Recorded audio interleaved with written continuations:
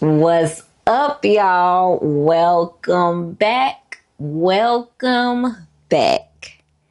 Today we are talking about episodes 4 through 6 of Ulysses. Ulysses. By the time I finished this book, I would have known how to pronounce this. But anyways, let's get into it. Favorite reader, that's who you are. Traveling near, traveling far. Through every chapter, you're the star.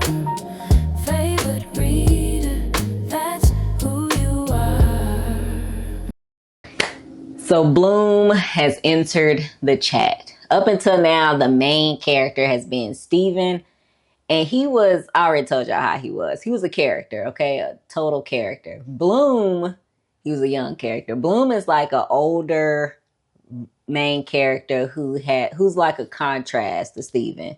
It's hard to say like what's going on right now because it's just like everyday stuff. They're eating, they're talking, asking questions. But now it's from the perspective of Bloom. So I mentioned Bloom was like the opposite in a lot of ways to Steven. I'm assuming the more I read, the more similarities I might be able to come up with, the more parallels there might be. But right now, it seems like they are just two totally different characters. Bloom, I don't want to see. I don't want to get too much away, but just know they two totally different characters. And I feel like as far as Steven was like the more exciting character to follow. So far, I'm still in the beginning of the book. And Bloom is like the more quiet, introspective character to follow. So I'm interested to see if that changes, what happens. What I will say, let me put my thing in here. I'm supposed to be reading this over the course of a year. I want to finish it all now. Not because it's just so good, just because I'm like, I want to be done with it. But I'm going to pace myself because I said I was reading over the course of the year. I said I'd be active in the subreddit about it. I said all of that. So I'm not going to just fly through. I'm reading it on track, on schedule. But there is that desire to just be like, you know what? I'm going to hunker down for a few weeks and finish it. I feel that way, but I'm going to not, because also I don't want it to totally consume my reading life. I am reading other stuff too, but like on one hand, I don't want it to, and I want to make sure I'm taking my time so I can use like auxiliary stuff and resources if I need to. And I was probably fine because once I go away from the book and come back, it doesn't take anything for me to just jump back into the story. So there's a benefit to that. I'm gonna stick with the plan for the year for now. For now. Okay. So y'all know as I'm going through, I'm having to look up stuff I don't know to get the context for the book. And in this section, episodes 4 through 6, there was a lot of music references. So I end up looking up stuff about something related to a nursery rhyme. It was something related to a Mozart opera. I remember there was an opening line to one of his operas. Actually, there was a couple nursery rhymes, and then there were some songs by artists I never heard of. So when I looked it up and saw the meaning of what it actually was, I then just kind of pulled up the lyrics to some of them. I actually listened to the Mozart song that was referenced in here, some stuff like that. So this one was jam-packed of songs. And there was a question in the subreddit that I wanted to jump into.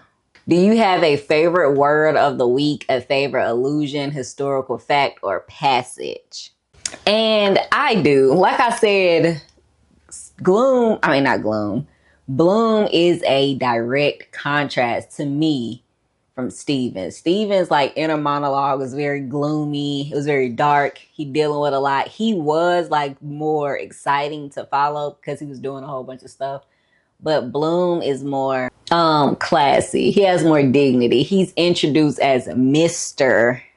Bloom. He is like a breath of fresh air. Like you get to slow down. He's like smelling the roses. He cares about animals and pets. He thinks about other people. He's not again, just like this doom and gloom like Steven. So I like the way that episode 4 started. And let me be clear, because I said that Steven was more adventurous to follow and he had a lot going on, I actually prefer Bloom's like perspective more. I'm not sure if I prefer him more as a character yet. I think so, but I prefer his perspective more. I think it's more like there's more depth there. And Steven was just, he was a lot. He was a lot, but it kept you engaged. And I kind of like the fact that they started well, that James Joyce started the book off from Steven's perspective. We got to get in his head. I think that was a good like way to hook people in and then transition over to Bloom. I don't know who's going to narrate. I mean, be like the narrator later on. But right now, I do kind of like how you get this like fast paced downward spiral. Everything's just terrible. And then you kind of get Mr. Bloom's perspective, and it's a little more uplifting. Like the world is still gloomy, but his perspective shifts. It's different. So I did appreciate that. Something I want to say, because it's really not much I can add for these episodes that I haven't already said. Maybe something else will come up later. But what I can say about this book, there is a style of writing that this book has, but that style like encompasses like 90 styles. So like everything's coordinated and it all seems like go together, but it's a lot going on in here. Yet it all like meshes together. It's a whole bunch of stuff he threw in a pot. He mixed the pot around. A whole lot of stuff in here.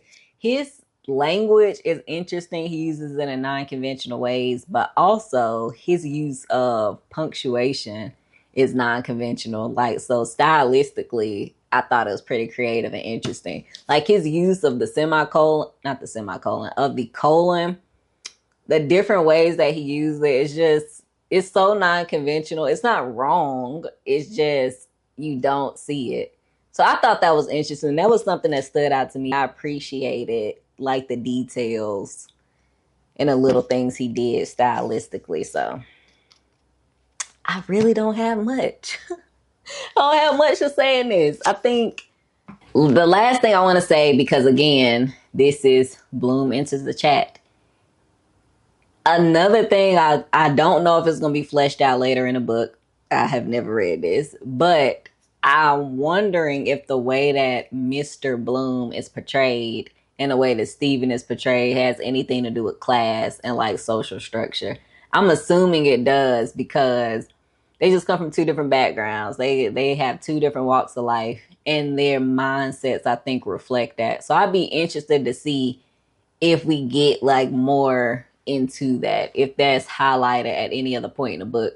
I think it should be. I think it'll be interesting if it is, because that's like one of the first things I thought about as far as like money, like the thought of money and what role money has in each of their lives and what it means to each of them. So that was interesting to me. This book, am I enjoying it? Yes, but not in a way that like, I'm enjoying it. I want to keep reading it. It hasn't been a point where I'm like, yeah, I'm done with this. I don't want to read it. I haven't gotten to that point yet. Maybe I will, maybe I won't. But it's also not, it's a whole lot going on in here and also a whole lot that's not going on. This is kind of like everyday living. And you get these characters that you I'm assuming we're going to grow really, really close with and get this intimate view of what's really in their head, the inner makings of these characters. So I'm enjoying it because it's so interesting. Like it's a whole lot going on in here. And I don't know if I would have read this year if I didn't have the goal to read 2 books that I found intimidating, because it's taking a lot out of me to read this book. I'm not saying I don't want to read it, but I am having to research while I'm reading, look up stuff. I know nothing about Irish history, like nothing about most of this stuff in here. So it's been pretty interesting to learn as I'm going. I'm having to like read other stuff as I go too, so reference a couple journals online. But It's interesting. It's interesting. What can I say? I can appreciate his writing style. The language that he uses makes it confusing at times. I'm having to like go back through. He's making up words. Oh, one thing I do want to say before I go. That's not it. It's one little thing. I appreciate the. I mentioned that this is like written in an unconventional way. The way that sounds and smells are used in this book, I think is very interesting. It's really bringing in like all of your senses. But even the way that sounds and language and like vernacular is written is interesting in this book. Like just the word choice matches whatever I said. It's like pot of style is for this book. The word choices like fit it perfectly. Like there's points in this book where I'm like, dang, this was the perfect word to describe what's going on here because it fits so well with everything else in this book. And that's something I'm like taking time to stop and appreciate and look at because it's just like it's very intentional and I can appreciate that. Even when the description is gross, I was just like, ew, but it fits perfectly. So yeah, that's it for real for today. For episodes 4 through 6, Bloom has entered the chat.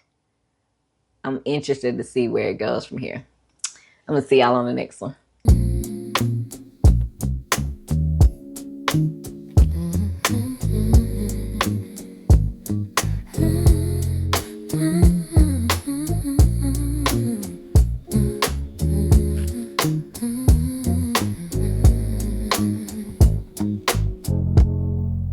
Pages turning soft as silk, stories flowing like warm milk. A journey starts with every line, worlds unfolding in your mind.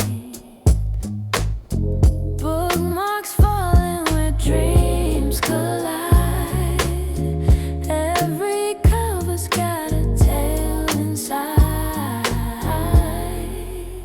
Favorite read